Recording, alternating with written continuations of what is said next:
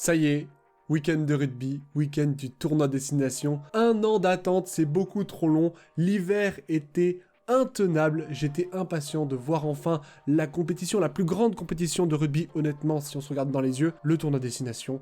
Enfin, il va commencer. On va avoir la chance de voir ce week-end 3 matchs de 6 nations sur les antennes de France Télévisions. Donc pour ceux qui préfèrent ça à TF1, vous êtes garnis. Et si vous êtes comme moi et que vous aimez regarder un petit peu les articles de rugby sur Rugbyrama, vous êtes tombé sans doute sur l'article de Opta avec la chance qu'a chacune des nations de remporter le tournoi destination, calculé à partir de nombreuses statistiques et de beaucoup trop de calculs, et au final la France est à 29%, ce qui n'est pas rien, bon ce qui est très loin quand même de l'Irlande, mais quand même on est en passe de pouvoir gagner ce tournoi, et ça c'est très agréable. Alors je m'excuse par avance si cette vidéo a un montage un peu trop sobre, s'il y a des erreurs, s'il y a quelques bafouilles, voilà, vous êtes habitués à cela, vous savez mon amour pour le rugby, ma passion pour ce sport-là. J'ai à cœur de pouvoir traiter le rugby assez rapidement avant d'arriver sur le week-end, notamment vendredi avec le match d'ouverture entre la France et le Pays de Galles. Et donc du coup, ça demande d'aller un peu plus vite au montage, d'aller un peu plus vite au tournage, et donc d'être assez réactif par rapport à l'actualité et la composition notamment du 15 de France. Et si je fais cette petite prévention, c'est surtout parce que j'ai envie de pouvoir traiter le tournoi de destination dans sa globalité, avec une preview et un débrief par journée. Comment ça va se passer du coup pour cette vidéo ? On va avoir 3 temps, on va avoir le temps des matchs où on va regarder les affiches, on va avoir la composition uniquement pour le 15 de France, on regardera aussi les codes sportives uniquement à titre informatif, et on terminera par la fantasy qui est un petit péché mignon que j'aime bien faire, en tout cas réaliser en vidéo avec vous, j'en parlerai en fin de vidéo pour les habitués. Donc sans plus attendre, allons voir le match d'ouverture du 6 Nations. Ok, France-Pays de Galles. Alors... France-Pays de Galles est-il un match sans intérêt? Quand on voit les autres affiches du week-end, c'est sûr que ça donne moins envie d'être devant la télé à ce moment-là. Pourtant c'est le 15 de France, on va y être parce qu'on adore les Bleus et on va voir enfin la charnière Dupont-Ntamak revenir sur le terrain, ce qui n'était pas le cas depuis à peu près 1 an et demi quand même, donc ça remonte. Mais il est vrai que ce match est bien moins emballant. Par contre, c'est un match très intéressant pour commencer le tournoi. L'équipe de France ne va pas avoir de pression, elle va pouvoir tranquillement mettre en place son jeu, ce qui est plutôt pas mal puisqu'on sait que les Bleus aiment bien monter en puissance au cours du tournoi. On a l'exemple parfait en 2024. Alors c'est assez terrible, mais pour les Gallois, j'ai envie de vous dire qu'on ne les connaît plus. C'est une équipe qui est tellement au fond du gouffre qu'aujourd'hui, l'équipe de la Squadra Azzurra, l'équipe italienne, a des joueurs stars bien plus connus que les joueurs gallois. Et il y a 4 ans, ce n'était pas le cas. Il y a eu un terrible problème de renouvellement, et aujourd'hui, je suis capable de vous citer à grand maximum 5-6 joueurs gallois. Rio Dyer, Josh Adams, Liam Williams, Morgan. Et c'est tout. Ça n'aide pas en effet qu'il y ait beaucoup de turnover et que Warren Gatland, le sélectionneur gallois, essaye de trouver son équipe, mais aujourd'hui, on connaît plus les Italiens que les Gallois. Petite information pour ce match, il n'y aura pas Penaud et Flamand, on espère les retrouver face à l'Angleterre, sait-on jamais. Là où personnellement je vais attirer un point de vigilance, c'est sur le retour d'Ntamak. On a quand même le 10 toulousain qui s'est presque autoproclamé numéro 1 des demi d'ouverture français. Je pense qu'il va y avoir beaucoup de pression sur ses épaules. Je ne doute pas qu'il va y répondre. Pour autant, il y a d'autres numéros 10 français qui ont hâte de jouer en équipe de France et qui aimeraient bien y revenir et avoir cette place de numéro 1. Mathieu Jalibert en première place. Attention de ne pas se louper. Et puis Romain Ntamak n'a pas joué en équipe de France depuis l'été 2023. C'est bien trop long. Heureusement que ça s'arrête. Pour la composition des Bleus qui est sortie quelques heures au moment où je tourne cette vidéo, elle est quand même un peu remaniée. On a 2 changements parmi les avants et 4 changements à l'arrière. Et ça c'est en faisant la comparaison avec la dernière composition du 15 de France contre l'Argentine. On a le retour de Grégory Aldrit qui remplace Olivon, lequel est blessé. Ensuite on a Roumat qui passe en deuxième ligne et qui remplace Flamand. Encore un Toulousain. Et pour les 3 quarts, le retour d'Ntamak fait glisser Thomas Ramos à l'arrière, Atisogbe remplace Penaud, et surtout la petite nouveauté, c'est la première titularisation dans le tournoi de destination de Pierre-Louis Barassi. Et c'est vraiment pas mal. Encore un Toulousain. Hormis ces quelques changements, c'est du grand classique du 15 de France, et je suis assez impressionné en voyant le nombre de joueurs qui sont pourtant très jeunes ou qui ont peu de sélection, et qui paraissent installés depuis des années. Si vous prenez le cas de Louis Bilbiaré, il y a 1 an, on se posait la question de le mettre en équipe de France. Atisogbe, c'est pareil. On l'a vu jouer un match en tournée d'automne et je me suis dit, c'est bon, il peut jouer tous les matchs. Y a pas de problème. Ça, c'est vraiment extra. On a une équipe de France riche, on a un réservoir immense. Faut en profiter. Alors malheureusement, le problème de cette composition, et vous l'avez sans doute vu venir, c'est la sélection sur le banc de touche d'Oradou et Jégou. Ce sujet divise énormément le rugby français. Je vous avais demandé votre avis sur YouTube il y a quelques jours. Honnêtement, vous avez plutôt raison. On peut leur reprocher ce qu'ils ont fait en dehors du terrain. indépendamment de la décision de justice. Sachant que c'est un sujet plutôt récent et assez sensible, était-ce vraiment nécessaire de s'embêter avec ce problème-là maintenant? Je suis pas sûr. Et je pense à un truc tout bête. Peut-être qu'à un moment, les sponsors ne vont pas vouloir qu'Orado et Jegou soient sur la feuille de match. C'est possible, le rugby est une certaine image, il y a un marché en croissance à ce niveau-là, c'est un enjeu économique derrière assez important. Alors faut-il flageller ces joueurs sur la place publique ou les accueillir avec la plus grande miséricorde? Honnêtement, je suis pas Dieu le Père, c'est à vous de décider ce que vous voulez faire.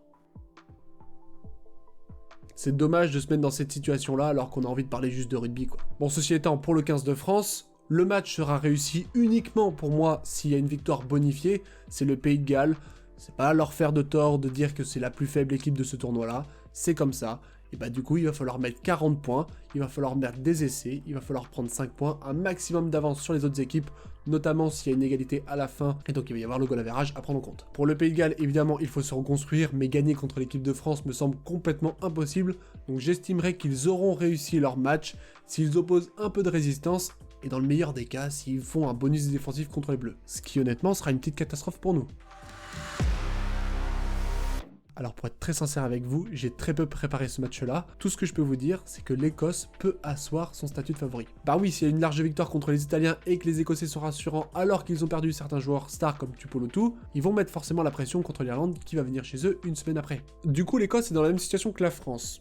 Les Écossais doivent commencer leur tournoi avec beaucoup de sérénité, se préparer tranquillement à recevoir l'Irlande, et pourquoi pas espérer tirer leur épingle du jeu à ce moment-là. Et quand je pense à la même situation que la France, il faut pas oublier les blessés, parce que oui, avoir des blessés journée 1 du tournoi de destination, c'est très compliqué pour la suite. Pour moi, l'Italie va réussir son match uniquement si elle fait un bonus défensif, il se déplace à Murrayfield, ce n'est pas évident d'aller gagner là-bas, même pour les Français. Par contre, l'Écosse est pour être dans la même situation que la France, il faut absolument gagner avec le bonus offensif.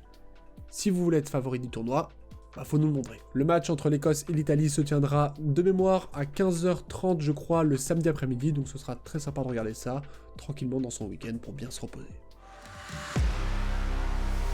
Et sur ce troisième match, l'Irlande est sous pression. Bah oui, on parle quand même de l'équipe qui est tenante du titre. La dernière défaite dans le tournoi de destination en Irlande, ça remonte au France-Irlande en 2022, donc ça commence vraiment à dater. Et tout le monde veut leur peau. Et vous savez quelle équipe veut encore plus sa peau? Bah l'équipe qui les a gagnés l'an dernier. L'Angleterre. Il y a beaucoup de choses actuellement qui montrent que l'Irlande est sous pression. Premièrement parce qu'on a un ralentissement de la puissance du Leinster dans le championnat, l'United Rugby Championship, mais aussi en Champions Cup. Et le deuxième point, c'est le leadership. Le tournoi 2024 est à prendre sous le prisme de la Coupe du Monde en 2023. Et je pense sincèrement que l'absence de Jonathan Sexton va se faire ressentir. On a un groupe qui est vieillissant, et il n'y a pas vraiment de superstars. Il y a toujours des leaders.